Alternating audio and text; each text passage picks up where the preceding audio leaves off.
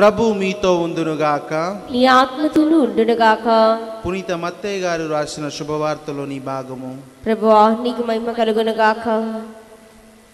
పునీత మత్తయి గారు రాసిన శుభవార్త 20వ అధ్యాయము వచనములు 1 నుండి 16 వరకు. పరలోక రాజ్యము ఈ ఉపమానమును పోలి ఉన్నది.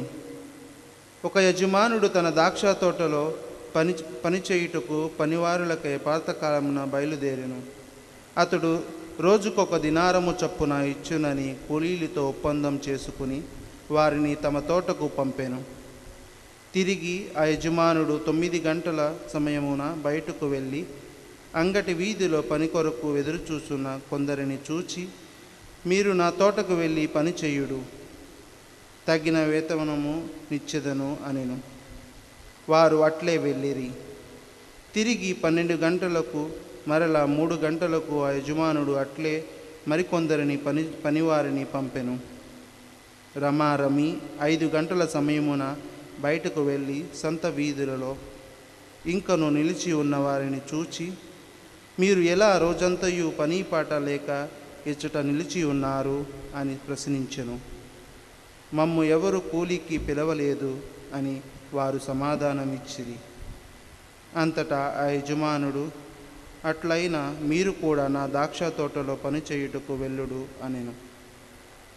సాయంత్రం ఆ యజమానుడు తన గృహ నిర్వాహునితో ద్రాక్ష తోటలో పనిచేసిన వారిని పిలిచి, చివర వచ్చిన వారితో ప్రారంభించి తొలుట వచ్చిన వారి వరకు వారి వారి కూలి నిమ్ము అనెను. అట్లే 5 గంటలకు పనిలో ప్రవేశించిన వారు తలా 1 దినారము లభించును. తొలుట పనిలో ప్రవేశించిన వారు తమకు ఎక్కువ కూలి వచ్చునని తలించిరి. కానీ వారికి కూడా తలకొక దినారమే పొందిరి. వారు దానిని తీసుకుని యజమానితో, పగులంతయు మండుటెంటలో శ్రమించి పనిచేసిన మాకును చిట్ట చివరకు 1 గంట మాత్రమే పనిచేసిన వారికి సమానంగా కూలి నిశ్చయమేమి అని గొనుక్కుంటూ పలికిరి.